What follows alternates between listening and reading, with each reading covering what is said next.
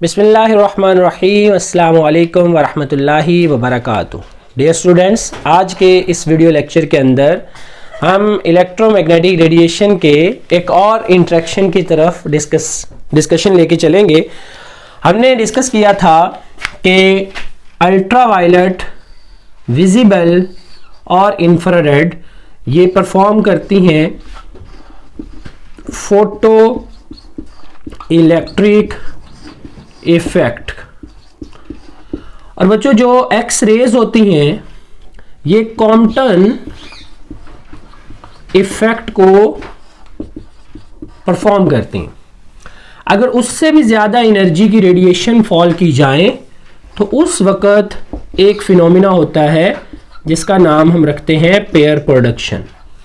ऐसा क्यों है ये तो हमें पता चल गया था कि ये वाली रेज की एनर्जी कम होती है, इस वजह से ये कॉम्पटन इफेक्ट जो है वो परफॉर्म नहीं करती, और इसकी एनर्जी ज़्यादा होती है इसलिए ये फोटो इलेक्ट्रिक इफेक्ट परफॉर्म नहीं करती।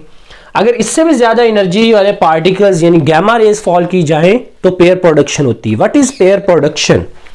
अब हम उसके ऊपर थोड़ी सी डिस्कशन करते हैं। Pair production, pair stands for two, कि दो पार्टिकल्स का असल में वजूद आता है, इस वजह से इस प्रोसेस का नाम हम पेयर प्रोडक्शन रखते हैं। वो दोनों पार्टिकल्स एंटी पार्टिकल्स कहलाते हैं, यानी एक पॉजिटिवली चार्ज, दूसरा नेगेटिवली चार्ज। और पॉजिटिव और नेगेटिव अपोजिटली चार्जेस हैं, दोनों का सेम मैस है, इस वजह से उसको एंटी पार्टिकल्स ऑफ इलेक्ट्रॉन दूसरे पार्टिकल को कहा जाता है, उसका नाम पॉजिट्रॉन है। इलेक्ट्रॉन और पॉजिट्रॉन का पैदा हो जाना बाय गैमा रेज, इस प्रोसेस को हम पेयर प्रोडक्शन का नाम देंगे। डेफिनेशन हम इसके लिखेंगे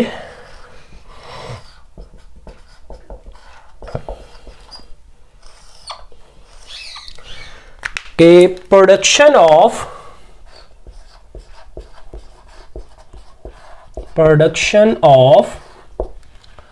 इलेक्ट्रॉन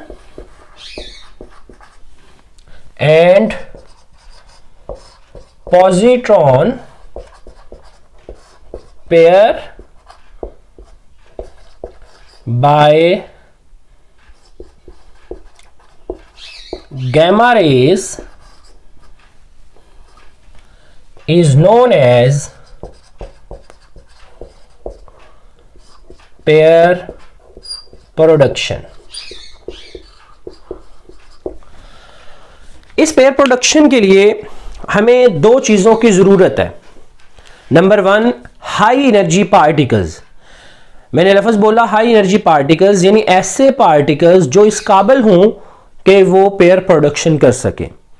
बच्चों, आइंस्टाइन की एनर्जी मैस कन्वर्जन वाली थ्योरी के बाद ये चीज सच साबित होती है कि एनर्जी पार्टिकल्स के अंदर यानी मैटर के अंदर, मादे के अंदर चेंज हो सकती है और मादा एनर्जी के अंदर चेंज हो सकता है। According to E is equal to mc square. अगर आप किसी मैस m को वेलोसिटी ऑफ लाइट यानी c के साथ मूव करेंगे तो वो कंप्लीटली कन्वर्ट हो जाएगा एनर्जी के अंदर, और अगर उतनी एनर्जी को आप कंप्रेस कर लेंगे, रोक लेंगे, स्टॉप कर लेंगे यूजिंग हैवी पार्टिकल्स, तो वो कन्वर्ट हो जाएगी मैस के अंदर। अब ये बहुत इंपॉर्टेंट पॉइंट है। एनर्जी और मैस का रिलेशन आइंस्टाइन ने कुछ इस तरह से डिस्क्राइब किया था कि मादा कॉम्प्रेस शक्ल में होता है। अगर हम इसको डिसइंटीग्रेट कर दें, तोड़कर फैला दें स्पीड ऑफ लाइट के साथ, तो ये एनर्जी के अंदर कन्वर्ट हो जाएगा। और एनर्जी मूविंग पार्टिकल्स का नाम है, जैसे फोटोन बोलते हैं। और जब इस मूविंग पार्टिकल को कंप्रेस कर लें, मीन्स टू से स्टॉप कर लें, रोक लें, तो वो एनर्जी मैस के अंदर कन्वर्ट हो जाएगी। इस थ्योरी को लेते हुए ये पेयर प्रोडक्शन का प्रोसेस हमारे सामने आता है। इससे पहले दोनों प्रोसेस के अंदर हमने लाइट यानी स्मॉल एनर्जी पार्टिकल्स को मैटर के साथ फॉल किया था, इंटरेक्ट करवाया था। तो इन दोनों एक्सपेरिमेंट्स के अंदर वो इलेक्ट्रॉन के साथ इंटरेक्शन करते हैं, लेकिन इस सिनेरियो के अंदर हम उसको न्यूक्लियस के साथ इंटरेक्शन होता हुआ देखेंगे। हम किस तरह से इसका इंट्रैक्शन होता है, we will use a heavy metal that contain a heavy nucleus। एक हैवी न्यूक्लियस की इसके गिर्द एक इलेक्ट्रिक फील्ड होती है, उसकी विसिनिटी के अंदर यानी उसकी मौजूदगी में अगर एक हाई एनर्जी फोटॉन उसके पास से गुजरता है या उससे जाकर टकराता है तो this HF that is E equal to HF, जो कि इस फोटॉन की एनर्जी है, this photon is gamma rays. बच्चों जब ये आकर ये हैवी न्यूक्लियस के साथ टकराएगा, इसके इलेक्ट्रिक फील्ड के साथ इंटरेक्ट करेगा, उसके बाद इलेक्ट्रॉन एंड पॉजिट्रॉन क्रिएट होंगे। Electron is negative charge particle and positron is positive charge particle. Both have equal mass, equal charge, but charge in opposite nature and travel in opposite direction. Opposite direction में क्यों travel करेंगे इसकी explanation हम one by one करते हैं। तो first of all हम use करेंगे we fall gamma rays on heavy nucleus when it reaches in the vicinity of field of nucleus, then it convert into electron positron pair. Electron और positron के अंदर change हो जाते हैं। Positron यहां पर हमारे लिए एक नया पार्टिकल है, ये असल में इलेक्ट्रॉन का एंटी पार्टिकल है, इलेक्ट्रॉन के बराबर चार्ज रखता है और इलेक्ट्रॉन के इक्वल मास रखता है। Positron having equal charge and mass but charge is positive, लेकिन इसका चार्ज पॉजिटिव होता है। इस पेयर प्रोडक्शन के बाद दुनिया इस चीज पर बिलीव रखती है कि दुनिया के अंदर हर चीज का एक एंटी पार्टिकल मौजूद है, हर चीज का एक ऑपोजिट मौजूद है जो किसी न किसी फॉर्म में एग्जिस्ट करता है। जैसे इलेक्ट्रॉन का एंटी पार्टिकल पॉजिट्रॉन दरियाफ्त हुआ, बहुत सारे ऐसे पार्टिकल्स भी हैं जिनके एंटी पार्टिकल्स अभी तक नहीं मिले, लेकिन साइंस इस बात पर बिलीव करती है कि उसके एंटी पार्टिकल एग्जिस्ट करते हैं। बच्चों सवाल ये है कि ये कब फिनोमिना होगा, इसके लिए क्या कंडीशन है? इसके लिए एक बहुत बड़ी कंडीशन है जो कि है law of conservation of energy. तो हम कहते हैं कि this process holds law of conservation of energy, और ये लॉ इनफ है इस प्रोसेस की एक्सप्लेनेशन के लिए। यानी जो प्रोसेस भी फिजिक्स के अंदर law of conservation of energy को होल्ड करता है, हम बिलीव करते हैं कि वो 100% एक्यूरेट होगा, वो ठीक है, उसमें कोई प्रॉब्लम नहीं है। तो ये law of conservation of energy के ऊपर कैसे बिलीव करता है? इस न्यूक्लियस के साथ इंटरेक्शन से पहले फोटोन की जो एनर्जी है, एनर्जी ऑफ फोटोन, वो बेटे must be equal to rest mass energy of electron and rest mass energy of positron के सम के बराबर होनी चाहिए। यानी जितनी एनर्जी इन पार्टिकल्स को बनाने के लिए जरूरी है उतनी एनर्जी के बराबर होनी चाहिए। ये चीज तो मैं पहले ही क्लियर कर चुका हूं कि आइंस्टाइन की theory of mass energy conversion के मुताबिक एनर्जी मास के अंदर बदल सकती है, लेकिन जब आपका मास इलेक्ट्रॉन बने तो उसको कम से कम कितनी एनर्जी चाहिए उसको बनाने के लिए? तो मास ऑफ इलेक्ट्रॉन को m0 से शो करते, इतना ही पॉजिट्रॉन का मास है, तो इसको बनाने के लिए एनर्जी m0 c² चाहिए।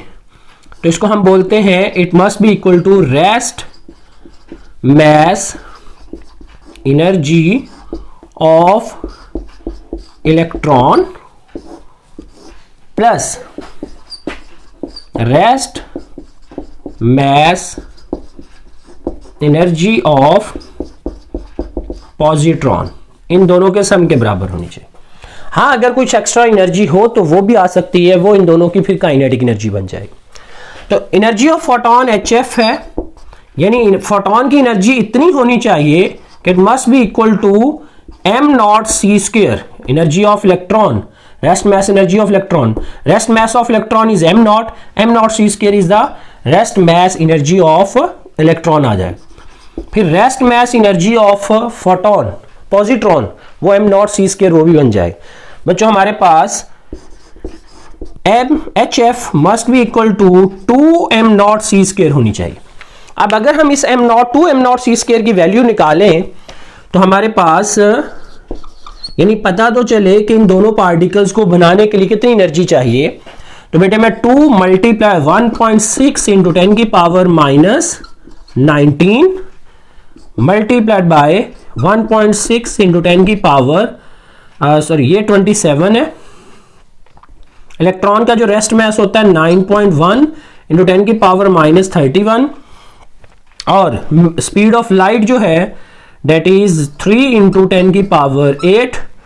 ये m की वैल्यू भी पुट कर दी, c की भी, और c का स्क्वायर है डिवाइडेड बाय मैंने इसको कर दिया, चूंकि ये आपके पास एनर्जी आएगी जूल के अंदर, इसको हमने इलेक्ट्रॉन वोल्ट में कन्वर्ट करना है। तो 1.6 इंटू 10 की पावर -19 इलेक्ट्रॉन के चार्ज से डिवाइड कर दिए, तो ये एनर्जी बेटे बनेगी 1.02 इंटू 10 की power 6 electron volt, that is equal to 1.2 mega electron volt. This is the rest mass energy of these particles. यानी अगर हम इन पार्टिकल्स को एनर्जी में कन्वर्ट करें तो इतनी एनर्जी बनेगी। इसके ऑपोजिट सोचें कि इतनी एनर्जी अगर हम कंप्रेस कर लें, स्टॉप कर लें, तो वो ये दो पार्टिकल्स बनाने के लिए इनफ है। तो बच्चों हम कह सकते हैं कि हमारे इस फोटोन की एटलीस्ट कितनी एनर्जी होनी चाहिए, कम से कम 1.02 मेगा इलेक्ट्रॉन वोल्ट होनी चाहिए। जब हम इसको 2 से डिवाइड करते हैं तो हमें पता चलता है कि इस पार्टिकल को बनाने के लिए 0.51 मेगा इलेक्ट्रॉन वोल्ट चाहिए, और इतनी ही एनर्जी 0.51 मेगा इलेक्ट्रॉन वोल्ट इस पार्टिकल को बनाने के लिए चाहिए। दोनों मिलकर बनेंगे तो 1.02 mega electron volt energy at least चाहिए। और ये एनर्जी ना तो एक्सरेज के पास है, इसके नीचे वाले पार्टिकल्स के पास तो बिल्कुल नहीं है, इसलिए ये एनर्जी सिर्फ गैमा रेज के पास है। So gamma rays can perform pair production.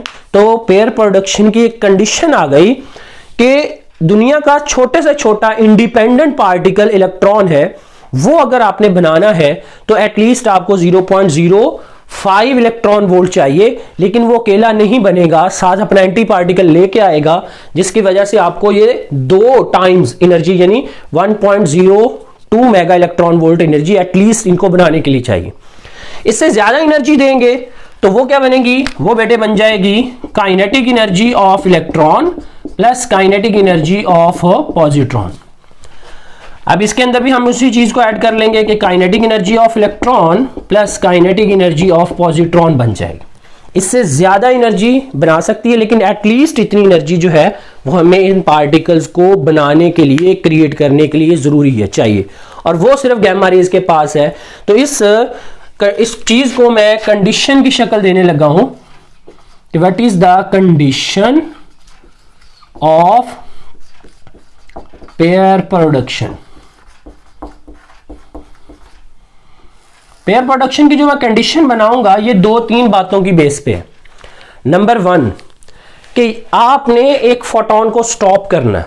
Number 2 वो फोटोन इतनी एनर्जी रखे कि ये दोनों पार्टिकल्स बन सकें।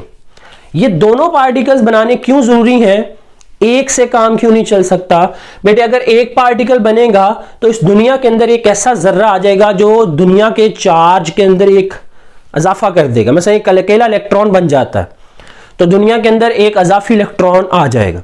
लेकिन हमारी दुनिया न्यूट्रल है, ऐसा पॉसिबल नहीं हो सकता कि एक अजाफी चार्ज इसके अंदर एग्जिस्ट करे।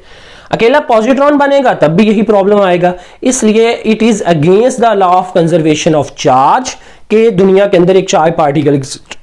सेकेंड चीज कि ये law of conservation of momentum के भी अगेंस्ट है। इन दोनों पार्टिकल्स का मैथ सेम है, ऑपोजिट डायरेक्शन में मूव करेंगे तो इनका मोमेंटम ऑपोजिट होगा, जमा करोगे तो आंसर जीरो आ जाएगा। फोटोन जब स्टॉप हो जाएगा तो फोटोन का मोमेंटम भी जीरो हो जाएगा। तो हम कहेंगे कि ये law of conservation of momentum भी है कि दो पार्टिकल्स होंगे तो ऑपोजिट मूव करेंगे, तब ही ये पॉसिबिलिटी है कि ऑपोजिट डायरेक्शन में मूव करेंगे तो उनका मोमेंटम बाद में भी जीरो रहेगा। तो इसलिए ये law of conservation of momentum और law of conservation of charge के अगेंस्ट होगा अगर एक पार्टिकल बने। इसलिए इसके रिलेटेड एक्सरसाइज का एक क्वेश्चन भी है कि पेयर प्रोडक्शन जो है क्या मुमकिन है कि उसमें सिर्फ एक इलेक्ट्रॉन या पॉजिट्रॉन पर क्रिएट हो सके। तो हम कहेंगे नो, इट्स नॉट पॉसिबल कि single electron is created because it is against the law of conservation of charge and law of conservation of momentum. अब जो इसकी कंडीशन के अकॉर्डिंग तो ये दोनों चाहिए तो फिर इतनी एनर्जी कम से कम चाहिए, और इतनी एनर्जी किसके पास है? सिर्फ गामा रेज के पास है, नीचे वाले के पास नहीं है, इसलिए वो पेयर प्रोडक्शन नहीं कर पाएंगे। तो हम इसमें लिखते हैं कि at least photon contain 1.02 mega electron volt energy. इतनी एनर्जी रखने वाले या इससे ज्यादा एनर्जी रखने वाले फोटोन ही प्रोड्यूस कर सकेंगे। ज्यादा की एनर्जी मैंने जैसे कि बताया कि वो फिर काइनेटिक एनर्जी की सूरत में इनको मिल जाएगी। तो सिंगल पार्टिकल क्रिएट नहीं हो सकता। फिर एक एक्सरसाइज का क्वेश्चन है कि क्या वैक्यूम के अंदर पेयर प्रोडक्शन हो सकती है? तो बेटे वैक्यूम के अंदर आपका न्यूक्लियस नहीं होगा, न्यूक्लियस की जरूरत भी हमें पड़ती है पेयर प्रोडक्शन में। चूंकि इस फोटोन को आपने स्टॉप भी करना है, इसलिए हम कहते हैं कि वैक्यूम में हमें न्यूक्लियस नहीं मिलेगा। इसलिए न्यूक्लियस के बगैर यानी वैक्यूम के अंदर आप पेयर प्रोडक्शन नहीं कर पाएंगे। तो ये इस के रिजल्ट के अंदर आता है।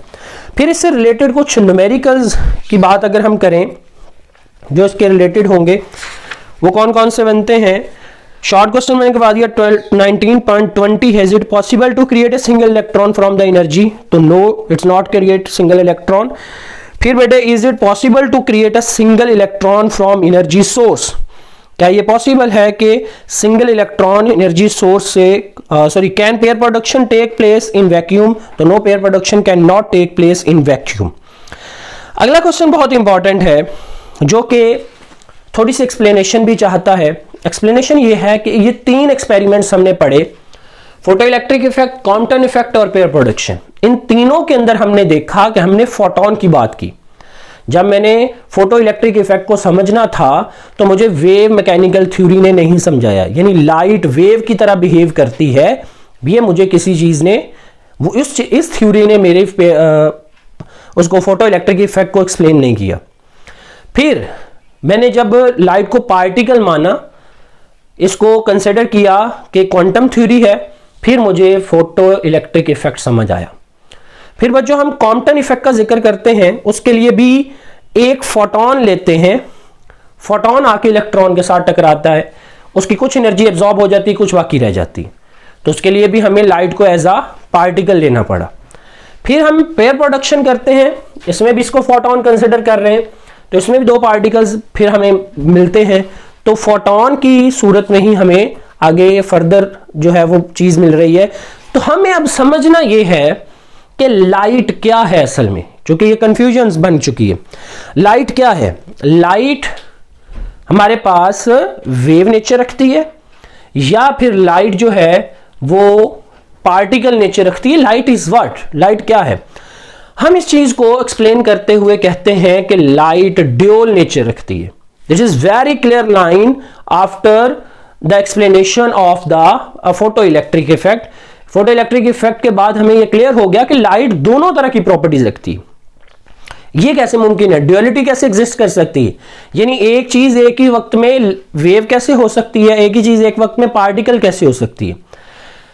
ये मेरे समझना इसलिए जरूरी था कि हम इससे पहले कुछ एक्सपेरिमेंट्स परफॉर्म कर चुके हैं चैप्टर नंबर 9 फर्स्ट ईयर में, हम उसमें कहते हैं कि लाइट इंटरफेरेंस करती है, लाइट डाइफ्रैक्शन करती है, लाइट पोलराइजेशन करती है, लाइट रिफ्लेक्शन करती है, लाइट रिफ्रैक्शन करती है। ये तमाम तर प्रोसेस हमें समझाते हैं कि लाइट वेव की शक्ल में आती है और क्रस्ट और ट्रफ एक दूसरे पर सुपर इंपोज होते हैं, तो लाइट की कंस्ट्रक्टिव और डिस्ट्रक्टिव इंटरफेरेंस होती है। यही प्रोसेस डाइफ्रैक्शन में चलता है और फिर हम वेव को पहचानने के लिए पोलराइजेशन का अमल लेके आते हैं, जिससे चैप्टर 9 क्लियर कट हमें बता देता है एंड पे कि लाइट वेव की शक्ल में, वेव की मानद एक जगह से दूसरी जगह पर ट्रेवल करती है।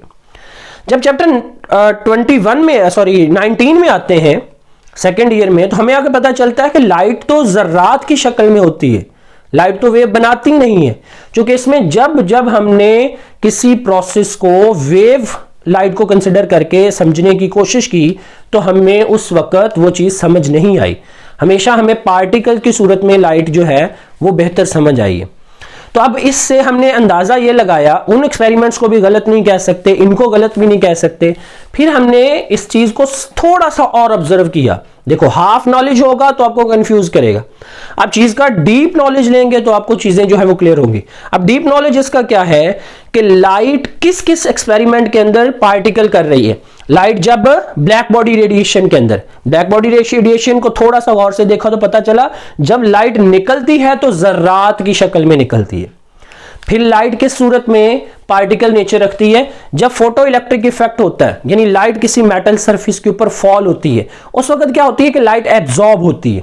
यहां से पॉइंट पकड़िएगा, लाइट जब निकलती है तो पार्टिकल नेचर से समझ आती है, जब लाइट एब्जॉर्ब होती है तब पार्टिकल नेचर से समझ आती है। ठीक है, अब लाइट दरमियान में क्या कर रही है, निकलने से लेकर एब्जॉर्ब होने तक ये ट्रेवल कर रही है। इस ट्रेवलिंग के दौरान लाइट इंटरफेरेंस भी कर सकती है। लाइट कभी भी एब्जॉर्प्शन में या एमिशन के अंदर इंटरफेरेंस नहीं करती, बल्कि ट्रैवल करते हुए इंटरफेरेंस करती है। डाइफ्रैक्शन भी ट्रैवल करते हुए करती है, पोलराइजेशन भी इसकी ट्रैवल करते हुए होती है। रिफ्लेक्शन, रिफ्रैक्शन, ये जितने भी एक्सपेरिमेंट्स आप पढ़ चुके हैं जो ट्रैवल होते हुए करते हैं, वो तमाम के तमाम बेटे किस पे बेस करते हैं, वो लाइट की मूवमेंट पे बेस करते हैं। तो इससे हम क्या नतीजा अखज करें कि जब लाइट एमिशन होती है और एब्जॉर्प्शन होती है, ये दो एंड्स पर लाइट पार्टिकल की शक्ल रखती है। जब लाइट दरमियान में मूव करती है उस वक्त लाइट वेव के तौर पर बिहेव करती है। अब हमने शॉर्ट आंसर है ये कि इफ इलेक्ट्रॉन, क्वेश्चन है ये कि किस वक्त हमारे पास लाइट जो है वो when does light behave as a wave, question number 19.22 और 25 है। When does light behave as a wave, when does light behave as a particle. तो हम कहेंगे light behave as a wave when it travels and it shows the interference, diffraction, polarisation, reflection and refraction. In all these experiments, light behave as a wave. And when does light behave as a particle? During emission and absorption. और emission और absorption के दौरान light particle के तौर पर treat होती है। और पार्टिकल्स के अंदर कौन से एक्सपेरिमेंट्स आते हैं, black body radiation, photo electric effect, Compton effect, pair production, इन तमाम के अंदर light behave as a particle. अब एक न्यूमेरिकल है इससे रिलेटेड, वो जरा करते चलें। 19.7 है जी, what is the maximum wavelength of two photon. Photon की वेवलेंथ हमने निकालनी है when positron annihilate with an electron. अब बच्चों एनिहिलेशन क्या है, एनिहिलेशन इसको उल्टा कर लें, यानी एनिहिलेशन कहते हैं मैटर का तबाह हो जाना। एनिहिलेशन ऑफ मैटर, मादे का तबाह हो जाना। मादा कब तबाह होता है, मैंने बताया था कि हर चीज का एक एंटी एग्जिस्ट करता है। इस तरह इलेक्ट्रॉन का एंटी पॉजिट्रॉन है। अगर वो एग्जिस्ट करते हैं, अगर वो दोनों एक दूसरे के करीब आ जाएं और एक दूसरे के साथ टकरा जाएं, तो उस वक्त वो दोनों पार्टिकल तबाह हो जाएंगे। यानी दुनिया में जिस जिस चीज की एंटी एग्जिस्ट करती है उसके मुखालिफ एग्जिस्ट करता है। जब वो दोनों मुखालिफ चीजें आपस में टकराएंगी तो वो दोनों तबाह हो जाएंगी, जिसको एनिहिलेशन ऑफ मैटर बोलते हैं। तो annihilation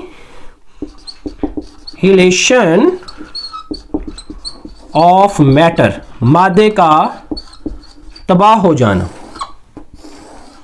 when electron and positron, ये इलेक्ट्रॉन है और ये पॉजिट्रॉन है, ये दोनों आपस में टकरा जाते हैं।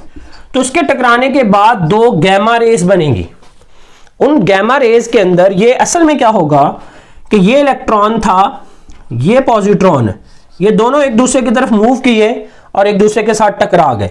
तो इसके रिजल्ट में दो गैमा रेज निकलेंगी and both are travel in opposite direction. It is also hold law of conservation of energy, law of conservation of momentum, law of conservation of charge. इस एनिहिलेशन के दौरान बोलता है कि एक इलेक्ट्रॉन और एक पॉजिट्रॉन एनिहिलेट करता है तो उसमें जो एक फोटोन निकलेगा उसकी एनर्जी है 0.51 इलेक्ट्रॉन वोल्ट। तो उसकी एनर्जी कितनी होगी? देखो हमने यहां पर साबित किया था कि मेरे पास इन दोनों की एनर्जी जो है 1.02 मेगा इलेक्ट्रॉन वोल्ट है, तो एक की कितनी आई? 0.51 मेगा इलेक्ट्रॉन वोल्ट। ये किसकी है? Rest mass energy of electron. जब rest mass of energy of electron एक फोटोन में चेंज हो जाएगी, rest mass energy of photon rest mass energy of positron दूसरे फोटोन में चेंज हो जाएगी, तो उसकी जो एनर्जी है मिनिमम वो है 0.51 मेगा इलेक्ट्रॉन वोल्ट। तो बताइए इस फोटोन की वेवलेंथ कितनी होगी? तो बच्चों वेवलेंथ और एनर्जी का रिलेशन तो आपको अच्छे तरीके से याद है, E is equal to h c over lambda, lambda is equal to h c over E आ जाए। अब h की वैल्यू आपके पास 6.63 इंटू 10 की पावर -34, c की 3 इंटू 10 की पावर 8 और e की वैल्यू 0.51 मेगा है तो 10 की पावर 6 आ जाएगी। अब मेगा इलेक्ट्रॉन वोल्ट है, आपको एसआई यूनिट में चाहिए तो मल्टीप्लाई इलेक्ट्रॉन का चार्ज भी कर लें तो इससे आपको मीटर के अंदर वेवलेंथ मिल जाएगी। तो ये उससे रिलेटेड न्यूमेरिकल हो गया कि एक फोटोन की इतनी एनर्जी है, बताइए उस फोटोन का मोमेंटम क्या है। ये 19.7 न्यूमेरिकल जो है वो भी आपका क्लियर हो गया। तो आज के लेक्चर के अंदर हमने सीखा पेयर प्रोडक्शन क्या है, उसके लिए जरूरी कंडीशंस क्या है, फिर उसके लिए कितनी एनर्जी की मिनिमम रिक्वायरमेंट है और इसमें वो एनर्जी का law of conservation of energy किस तरह से होल्ड करता है, ये सारी कैलकुलेशन की। अगर इससे ज्यादा एनर्जी देंगे तो क्या होगा। फिर मैंने एक डुअलिटी प्रिंसिपल आपके साथ डिस्कस किया फॉर द लाइट कि कब वो वेव कब वो पार्टिकल के तौर पर बिहेव करती है, और फिर हमने एनिहिलेशन का प्रोसेस एक देखा, मादा के तबाह होने की कहानी, और फिर हमने एक एग्जाम्पल और की इसका न्यूमेरिकल किया। ओके बेटे, टेक केयर, अल्लाह हाफिज।